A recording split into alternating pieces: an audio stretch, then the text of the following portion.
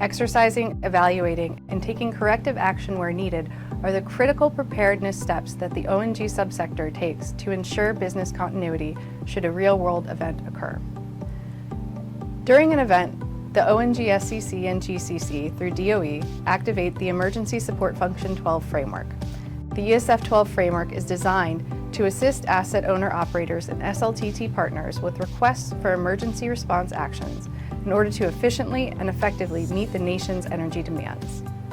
ONG Industry Preparedness Handbook is a fantastic resource that outlines the strategy that the sector takes to ensure the integrity and resilience of oil and natural gas systems prior to any events that may occur. It is unique in some instances in that it approaches preparedness and response from the local level, acknowledging first and foremost that disruptive events, whether man-made or natural, impact workers, businesses, and communities. Within the handbook, the public can learn about energy supply chains. The information flows within the Emergency Support Function 12 framework, which is activated in response to a disruptive event.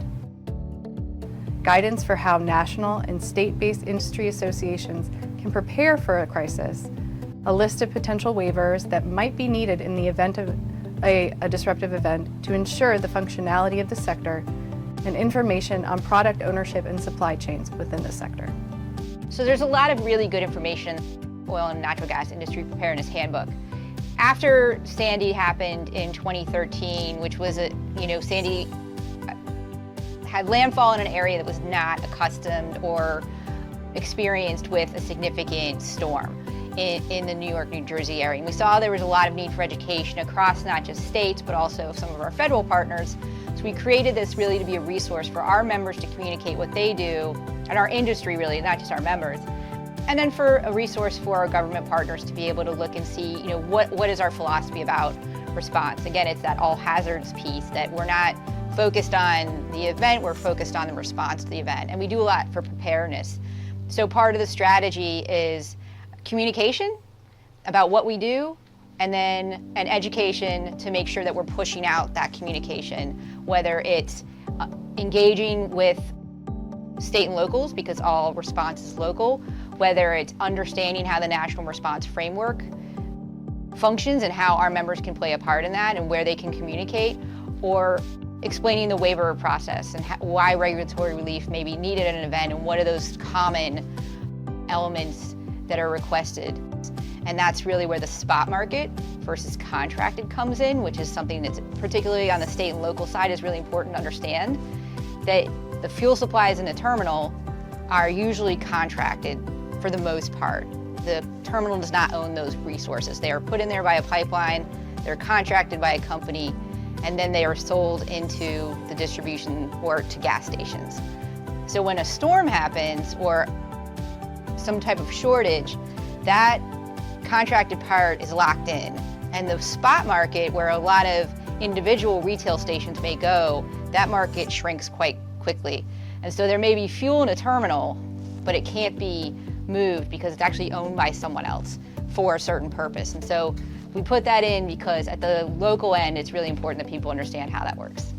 The liquids fuel supply chain is a global supply chain, so we move product all around the world. We get product from different places in the world, and so when there is a disruption, it's a product that is fungible, that can be moved around. It's not static. So on the natural gas side, it's a little bit more restrictive because you're moving it as a gas in a pipeline. Of course, it can be moved as LNG on a ship, but it doesn't really have the flexibility that the liquid supply chain has. And so when we see disruptions, we see market demand change.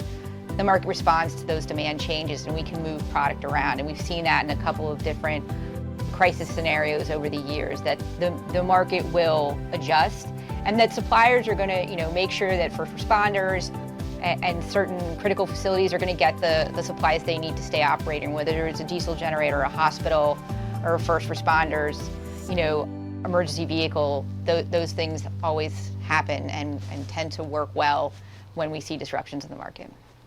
We have regional directors across much of the United States who work with our state legislatures. They work with member companies that are operating those states, and they have working groups where state and local officials can tie in. Our companies, as I mentioned earlier, have exercises and drills. They often invite or would like to have local or state officials, either on emergency response, energy offices, participate in those so that they understand what we're doing to prepare, the resources that we have, and how we want to engage. American Gas Association has a mutual assistance program that we work very closely with the regional gas associations across the United States for the distribution of resources, whether it be staff, human resources, or whether it be materials and supplies in the event there is disruptions as a result of catastrophic events or severe weather or whatnot.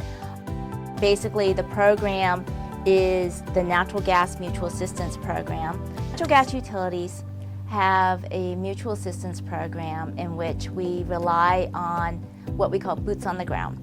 The local regional associations will take the lead in coordinating the response and recovery as appropriate. And then AGA, the American Gas Association, we come in at the national level to try to coordinate with the federal government players. The Oil and Natural Gas Sector Coordinating Council works really closely with the Department of Energy in these events of extreme weather or catastrophic or any type of situation where there requires planning and a unity of message.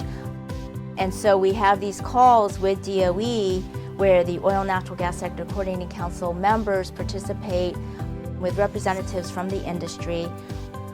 We exchange information with the Department of Energy to make sure DOE is aware of what's happening in the field to the extent that we can share that information, and we can bring information from DOE back to the field. This way, folks out there responding to the incidents do not need to be distracted by all these meetings to be able to get that type of information. Actually, we rely on the regional associations and the companies to work directly with the states, and we step in to try to help out with any type of communication bridging or whatnot when necessary. But we really look to DOE to be the lead in that area because they have a great appreciation for what the needs are in our industry.